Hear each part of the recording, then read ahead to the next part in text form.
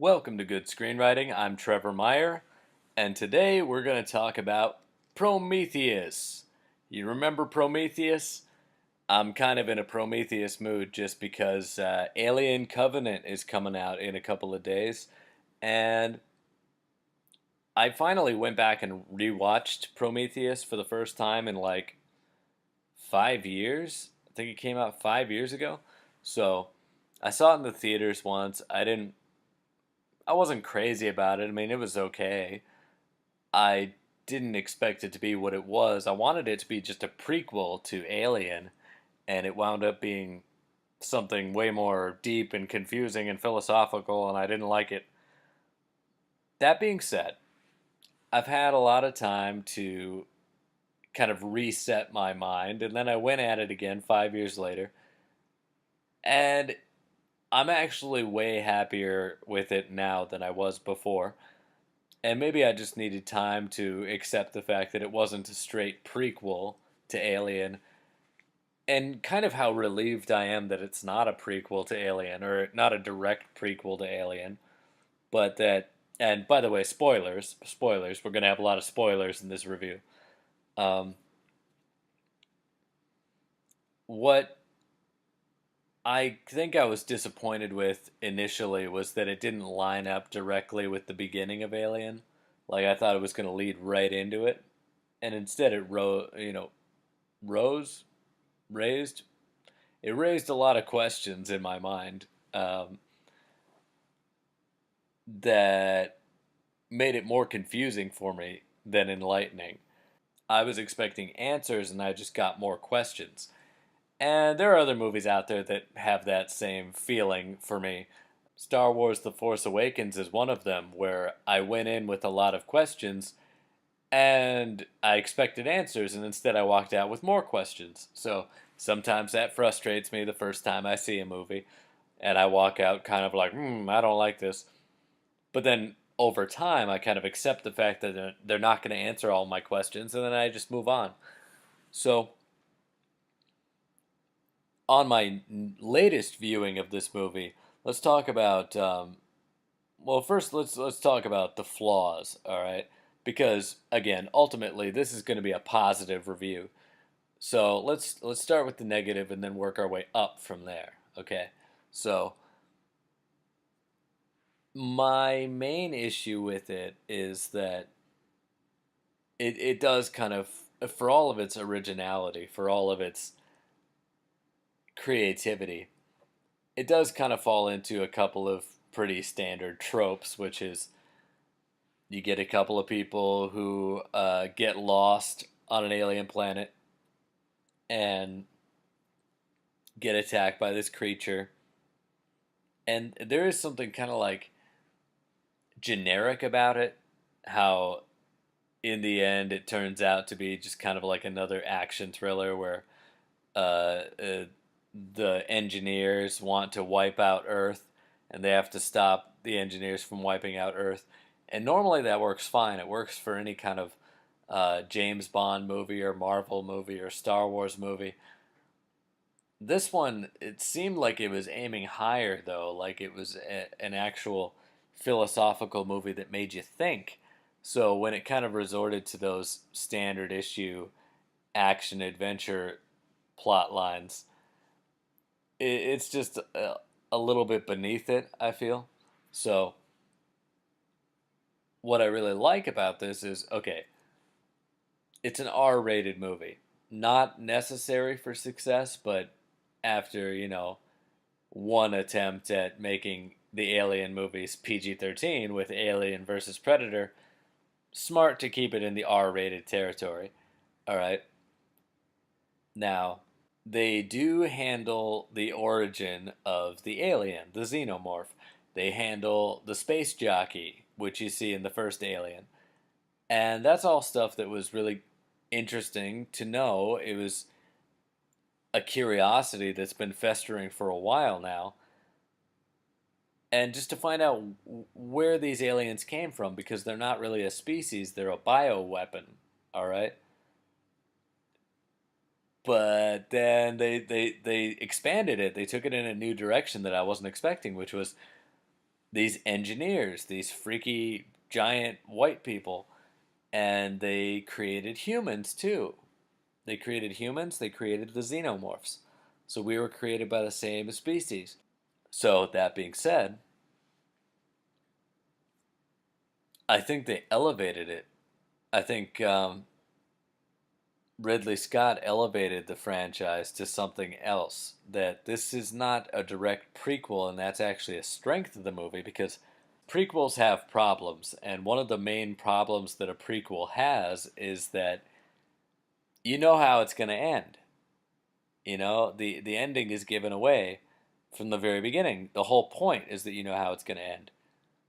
Now, this is not necessarily a cause for concern, and you can use it to your advantage. And in fact, I even talk about this in my course, How to Write a Screenplay as Good as Titanic, where Titanic is the setup is something that we know is a foregone conclusion. The boat is going to sink, all right? But that's not the point. The point is not what's going to happen next, because we know what's going to happen next. The point is dramatic irony, where we know what's going to happen, but the characters don't. And we get to have the enjoyment of watching the characters completely ignorant of what's about to happen to them and really playing into that, you know, really understanding that the entertainment value in a prequel is that they don't know what's going to happen to them. So they often think the exact opposite of what's actually going to happen to them is going to happen to them. So when you watch a show like Smallville, where Clark Kent and Lex Luthor are best friends, knowing that one day they're going to be arch enemies and Clark Kent is going to become Superman and Lex Luthor is going to become a criminal mastermind. Um, when you watch episodes where they say they're going to be friends forever, and that nothing's going to separate them, that they're brothers, that's the kind of stuff that really breaks your heart because you know how it's all going to end. So you got to play off of it. You don't pretend like your audience isn't going to figure out where this is all going. So what I like about this is that the question was not how is this going to end? We know how it's going to end. So you got to raise all kinds of other interesting things to talk about and to think about. And it almost is like an afterthought that this connects to Alien. But it happens so organically and it's got that feel of Alien and it's fresh though. So we don't get a face hugger, we get a little cobra looking face hugger. We don't get a xenomorph, we get this slimy shark like creature. I think they nicknamed it Deacon. I'm not sure why it's Deacon, but we don't get a chest burster. We get this squid, that turns into a giant squid. All right. So we get the feel of Alien, but without going back to the exact people, places, and things that we know from Alien. We don't get the eggs, but we do get these little metal pods with black goo in it. All right. So the creativity of it, though, is like when it, turns into a horror movie where we get into the philosophy of where we came from, our origins, the engineers, and all that stuff. But where it gets really interesting is when they find this, little face hugger snake and it latches onto one of the guy's arms and then breaks his arm and the bone actually protrudes from the suit and leaves an opening. The snake goes into the suit and into the guy, and they cut the snake, and the snake spits acid, the blood is acid, onto the other guy's helmet, and it's this really kind of like horrifying thing where the helmet actually is like sort of plastic that melts onto the guy's face, which is, just kind of a horrific thing to watch. Not incredibly gory, which is good because I don't really like, like super gory, disgusting things. I think you can get horror by showing less. But then it's interesting to kind of track the life cycle of this mutation because it doesn't work the way that an alien movie usually works. And the infection is intentional on the part of David infecting, I think his name is Charlie in the movie, but he takes a little bit of black goo from one of the pods, puts it in his drink, and serves it to him. And then Charlie's all of a sudden got this little buggy thing crawling around in his eye, and then his skin changes and he transforms. But nothing even comes of that. He doesn't turn into anything. He just dies. He gets burned alive. But before that, he sleeps with um, Dr. Shaw, the main character. And she becomes impregnated with this alien offspring. So it's actually kind of like The Fly with Jeff Goldblum, where it doesn't really matter what he turns into. What matters is that he is actually impregnated a normal human woman, and now she's going to have this mutant kid. So this is all happening completely separately from the other people who get attacked by this cobra face hugger thing. And you really got to kind of separate the two in your mind to figure out how this all works. Because in Alien, it's very simple. All right, it's a single life cycle. In Alien, you start with the egg, and the face hugger jumps out of the egg, latches onto someone, plants an embryo in their stomach. It bursts out of their chest, and it's the chest burster which grows into the warrior alien, and then you're pretty much done. You know, until you get to the alien queen, which lays the eggs, and it just goes in a circle like that. This is a little bit different because you got to do some 2 + 2 = 4 type things here. So on the one hand, you got this little face hugger snake thing grabbing onto a guy and infecting him, but that doesn't even go anywhere. You got to think about this for a second. All right. Unlike Alien, that doesn't attach to anything. So there's a guy who gets attacked by this little alien snake. What happens after that? Nothing really. Um, and then you get the other guy, Fifield, I think. He obviously gets infected by something, but he just dies. Like that, nothing comes of that, as far as I remember. So everything starts with the black goo that goes into Charlie, and then it's in his eye, and then he impregnates Dr. Shaw, and then she does surgery on herself, gets this little squid out of her, and locks it away in a lab. Now, meanwhile, they find out that one of the engineers that created humans is still alive. And he's actually a pretty big douchebag because, for reasons that are unexplained in this film, and I hope get explained somewhere else, I don't really know if they're going to address the issue in Alien Covenant, but the engineer that created humans is actually a giant jerk. And he just goes on this killing spree and starts chasing after the people and killing them and just tearing them apart. And in the end, he chases down Dr. Shaw. She opens up the door. The squid grabs him. And the squid actually, impregnates this engineer. And then the engineer busts open with this sort of primitive xenomorph, which is Deacon. And that's the beginning of the xenomorphs.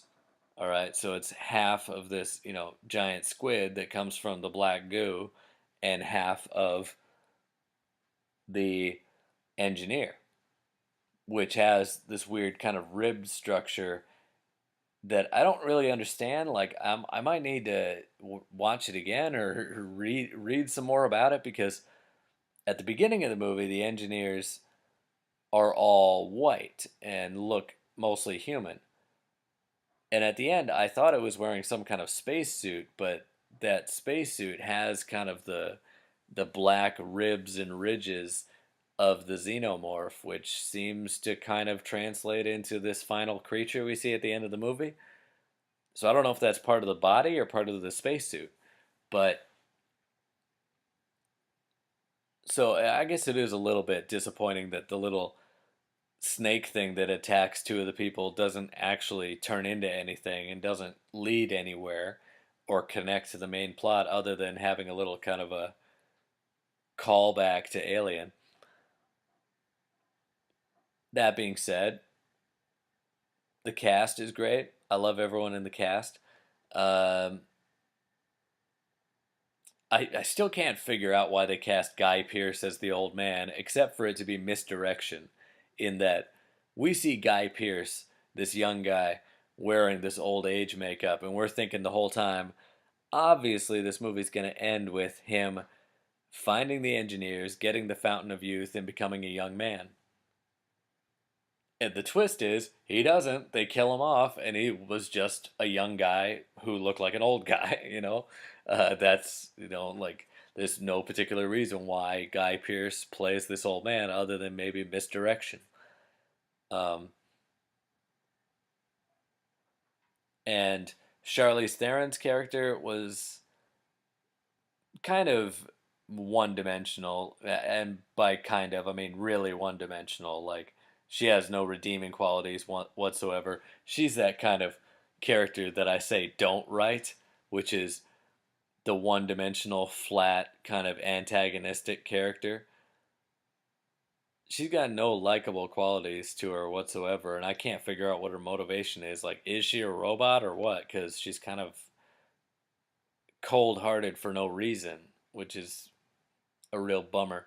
So for something that really aims to aims to be philosophical and deep and really get us to ask questions about where we came from, it does fall into some pretty generic stereotypes and save the world plot lines and things like that. So that disparity is kind of disappointing, but I admire the fact that they didn't go for a simple prequel this time around, that they actually developed it into something bigger. And there's a reason why this wasn't called Alien Prometheus. It was just called Prometheus because it exists on its own. It's not an alien movie, it just connects to the alien universe. So hopefully, Alien Covenant will bridge the gap a little bit more. I'm not really sure. I'm not going to speculate. But I'm excited for it. Sounds like it's getting good reviews. So,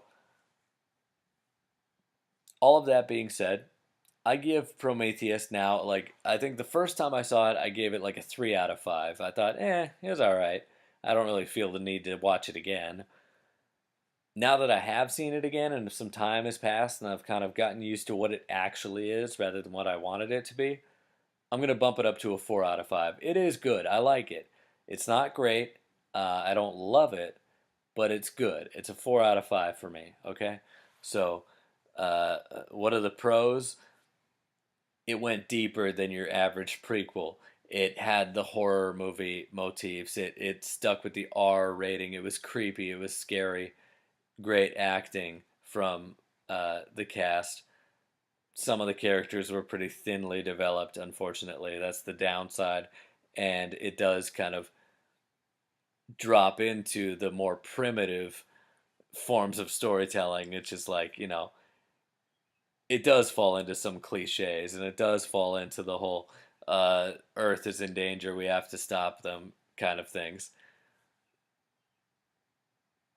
And one of the things I just have to mention as an aside here, it's really weird that like they had the Alien series and they had the Predator series and then they'd made these god awful Alien versus Predator movies. And then they split off again. They're like, you know what? Forget this Alien versus Predator stuff. We're not going to continue in that direction. We're going to go back to the way things were before. Alien went off and did Prometheus. Predator went off and did Predators. But the really bizarre thing about that choice is that they totally ripped off Alien versus Predator when they did that. Like, they say, we're not going to follow that path anymore. Alien versus Predator was stupid and lame. We're going to just go back to what made this series great. And yet they both, Predators and Prometheus, ripped off the Alien versus Predator movies, which is so weird. It's so on the nose too. So like with predators, you once again have humans teaming up with the classic predator to defeat a third enemy, which is the super predators. All right, and Adrian Brody's character is not that different from the main characters of Alien versus Predator, in that he teams up with the classic predator and then is trying to escape and ends up kind of on his own because he's out in the middle of nowhere and he lost his ride, you know.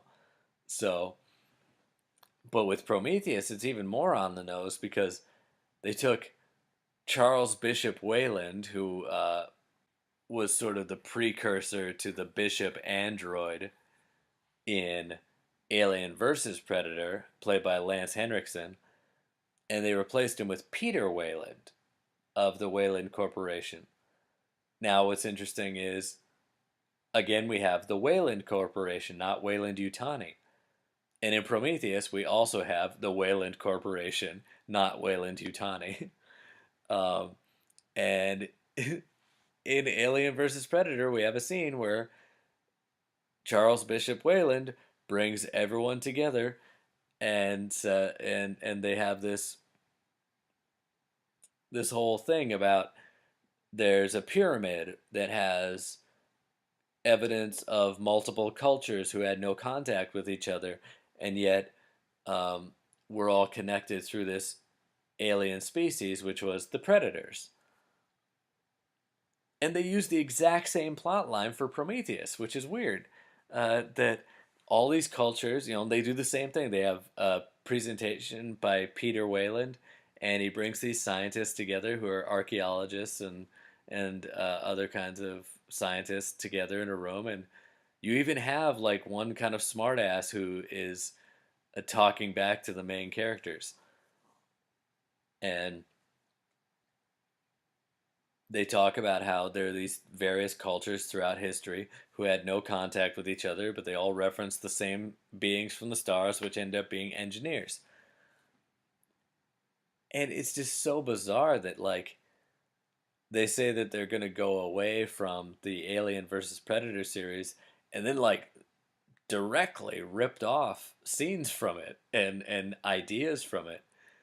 Which I guess, if it's all part of the same series, you're okay. It's okay to do that. I mean, it's okay when Return of the Jedi rips off A New Hope because it's all part of the same series. It's okay when Casino Royale rips off Doctor No because it's all part of the same series. So I guess it's okay. It was just weird that they said that they weren't going to do that, and then they did it. So all in all, even that aside, if you ignore Alien versus Predator, then that's not even a problem. Just pretend that Prometheus came up with the idea originally and it works better anyway. So, all of that being said, yeah, I'm going to land on a 4 out of 5 for Prometheus. All right? They were creative with it. It did fall into some stereotypes, but well worth the journey and above and beyond a standard issue prequel. Now, do you agree with me? What do you think? Do you like this movie? Do you hate it? Do you feel the same way I felt about it when I first saw it, which is meh? Are you going to look at it differently now that Alien Covenant is coming out? I know I am, so I'm looking forward to your feedback. Leave some comments in the section below, alright? This is Good Screenwriting, and I'm Trevor Meyer. See you next time.